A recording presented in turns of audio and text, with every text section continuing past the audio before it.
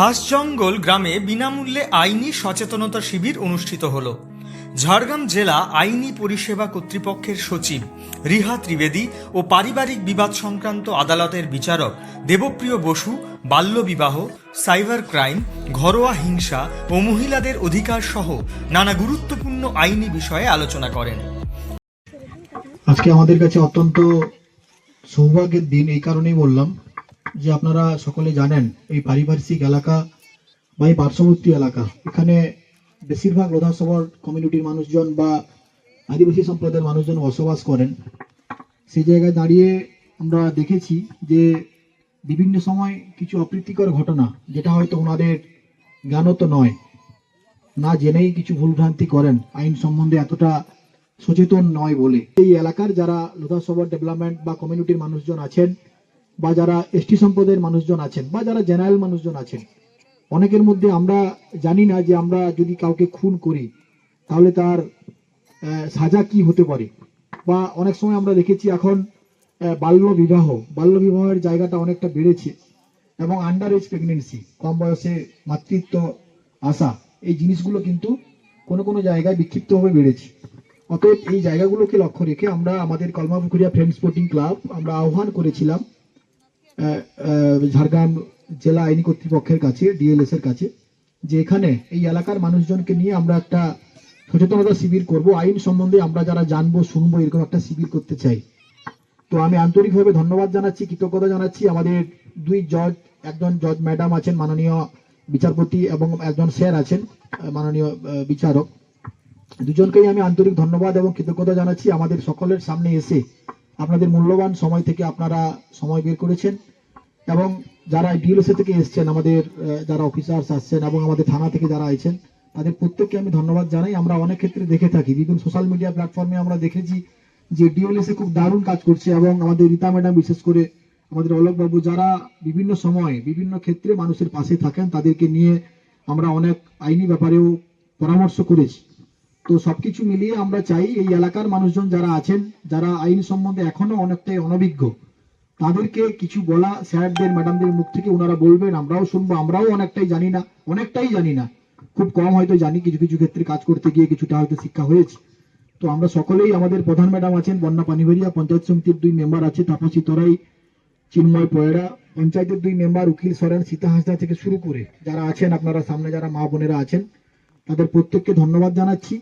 আমরা চাই আগামী দিনে একই ভুল যেসব মানুষজনেরা করেছেন, যাদের ভুলের জন্য আমরা কয়েকজনকে হারিয়েছি, যাতে এই এলাকার মানুষজন সেই একই ভুলের পুনরাবৃত্তি না হয়, সেই জ্ঞানটুকু যাদের আমরা পেতে পারি। এবং যারা এখানে স্কুলের বাচ্চাদেরকে আহ্বান করা হয়েছে, কিছু ছেলে মেয়ে এসছেন যাদের কম বয়সে অনেক এই বয়সের কারণে কিছুটা ভুল ভ্রান্তি ওনারা করে, সেই জায়গা থেকে দাঁড়িয়ে আমাদের আগামী দিনে কিভাবে পথ চলা হবে, আমরা সঠিক পথে কিভাবে চলবো, সেই মতাদর্শ বা সেই চিন্তাভাবনা বা সেই বক্তব্য, সেই বার্তা আমরা স্যার এবং ম্যাডামের কাছ থেকে আমরা নেব। এটা আন্তরিকভাবে আমার আবেদন রইল। তো আমার বক্তব্য আমি দীর্ঘায়িত করব না। যারা এসছেন, যারা আমার প্রণম্য, তাদেরকে আমি শ্রদ্ধা প্রণাম জানাচ্ছি। যারা ছোট, তাদেরকে আমি শ্রদ্ধা ভালোবাসা জানিয়ে আমার বক্তব্য শেষ করছি। সকলে ভালো থাকবেন, অসংখ্য ধন্যবাদ। আদালতে মানুষ খুব করুণ অবস্থার মধ্যে না পড়লে যায় না। আর করুণ অবস্থাটা কখন হয়? যখন সে কোনো একান্ত বিপদগ্রস্ত অবস্থা, অর্থাৎ আইনে সে কোনো খোরপোশ পাচ্ছে না, বিশেষ করে মহিলাদের, বা এমন কোনো বয়স্ক ব্যক্তি, তাদেরকে কেউ দেখছে না, অথবা তাদেরকে কেউ বাড়ি থেকে তাড়িয়ে দিচ্ছে, এইরকম ধরনের ভয়ঙ্কর ঘটনা ছাড়া তো কোর্টে যেতে হয় না। তাই এতজন যখন যেতে হয়নি, আমি বুঝবো যে এই এরিয়ায় আপনাদের মধ্যে সাধারণত শান্তি বা সেইরকম ধরনের কোনো ডিসপিউট বা বিরোধ হচ্ছে না, যে কারণে যেতে হচ্ছে না, সেটা খুব ভালো। বর্তমানে এই ধরনের আদালত, এই ধরনের কেসের জন্য, অর্থাৎ গার্জিয়ানশিপ, বাচ্চা কোথায় থাকবে, কোনো মহিলা তার স্বামীর কাছে খোরপোশ পাচ্ছে না, বা এখন যে আজকে আমায় যেটা বলা হয়েছিল সিনিয়র সিটিজেন্স অ্যাক্ট, অর্থাৎ মহিলা ছাড়াও যে কোনো পুরুষ মানুষ, তারাও যদি তাদের ছেলে মেয়ে থাকা সত্ত্বেও, জমি জমা থাকা সত্ত্বেও, বা বাড়িঘর থাকা সত্ত্বেও তাদের দেখার মতো কোনো লোক নেই, বা তাদের বাড়িঘর বা তাদের জমিতে অন্যরা, তার ছেলে মেয়ে নাতি কাজ করছে, কিন্তু সেই ব্যক্তিদের দেখছে না, তাদেরকে কিভাবে মেনটেন করা হয়, কারা তাকে আইনে রক্ষা করতে বাধ্য, সেই জিনিসগুলোর জন্য আজকে মূলত এই আমরা আশা। আগে এই বিশেষত মহিলাদের খোরপোশ, তারপর ধরুন স্বামী তার ছোট বাচ্চাকে নিয়ে চলে গেছে, বা অনেক সময় মা বাচ্চাকে নিয়ে চলে গেছে, ঠিক মতো দেখছে না, দাদুদের কাছে পড়ে আছে, সেক্ষেত্রে বাচ্চাটি কোথা থেকে খোরপোশ পাবে, তার দেখভাল কিভাবে হবে, এই সব মামলাগুলো। আর এছাড়া মহিলাদের যেটা বলছি, খোরপোশের মামলা এই যেগুলো বললাম, এইগুলোর জন্য আগে উকিলবাবু ছাড়া করা যেত না। বর্তমানে আমার কোর্টটি যেটা আমি চালাচ্ছি সেটা কিন্তু সবেমাত্র স্থাপিত হয়েছে। এখানে ভবিষ্যতে নির্দিষ্টভাবে কয়েকজন কাউন্সিলর থাকবেন, অর্থাৎ আপনারা যদি সেখানে ঠিকমতো পৌঁছতে পারেন, আপনাদের সেই রকম যদি কোনো অসুবিধা হয়, তাহলে এই যে পিএলভি যারা কাজ করছেন রীতা ম্যাডামের মতো, এনাদের সঙ্গে যোগাযোগ করলে হবে। এনারা আমাদের এখান থেকে ঝাড়গ্রামের যে আইনি পরিষেবা সংস্থা আছে সেখানে নিয়ে গেলে প্রথমে যেটা সুবিধা হচ্ছে, প্রথমে মামলা যদি আপনারা করে দেন, যার সঙ্গে বিরোধ, সেটা যে ধরনেরই বিরোধ হোক না কেন, তাকে নোটিশ করে সেখানে নিয়ে আসা হয়, দুপক্ষকে বসিয়ে শোনা হয় যে ডিসপিউটটা ঠিক কোথায়, দুজনকে বোঝানো হয়, আইনটা বোঝানো হয় যে কে আইনে কি সুবিধা পেতে পারে, কে পেতে পারে না।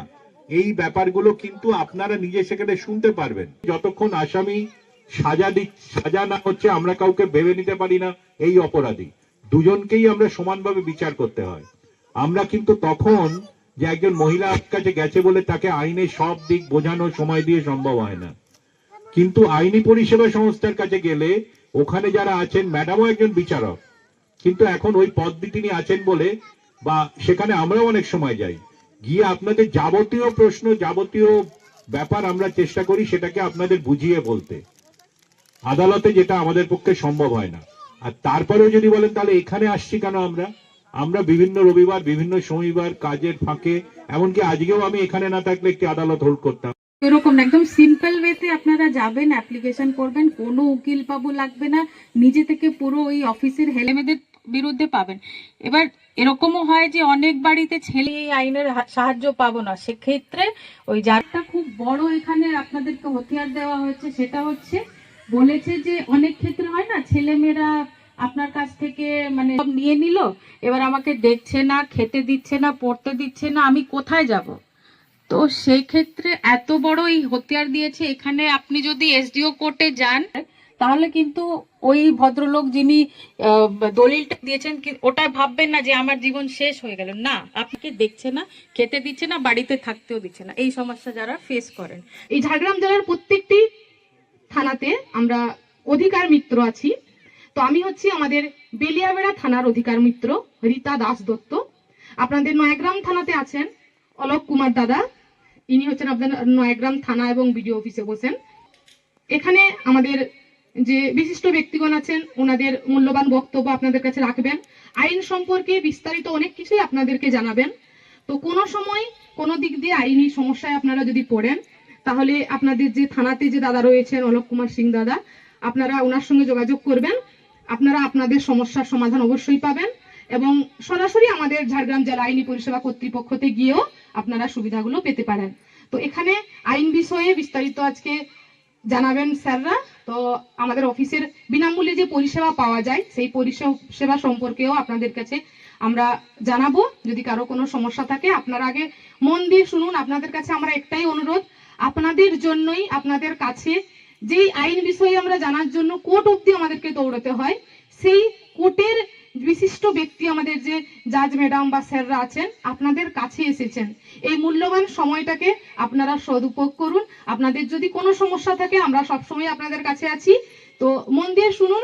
আশা করি যদি বর্তমানে কোনো সমস্যা আপনাদের থাকে, এই আজকের প্রোগ্রামের থেকে আপনারা অনেকটাই সুরাহা পাবেন, এবং যদি নাও থাকে, যদি ভবিষ্যতে কোনোদিন কোনো সমস্যা হয়, তাহলে আপনারা আমাদের কাছে আসলে আপনারা পরিষেবা পাবেন। এবং অসংখ্য ধন্যবাদ জানাই এই ফ্রেন্ডস স্পোর্টিং ক্লাবকে, যে এত সুন্দর একটা প্রোগ্রাম আয়োজন করেছেন মানুষের জন্য, মানুষের কাছে থাকার জন্য।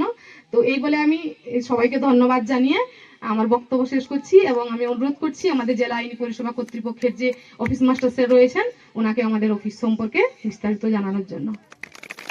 সবাই ব্যয়ভার বহন করতে পারেন না, তাই আপনারা যদি কোনো পরামর্শও নিতে চান, আমাদের এই অফিসে যদি আসেন, সেটাও কিন্তু বিনামূল্যে পাবেন। নির্ভয়ে আসবেন, আপনাদের 1 টাকাও খরচা হবে না।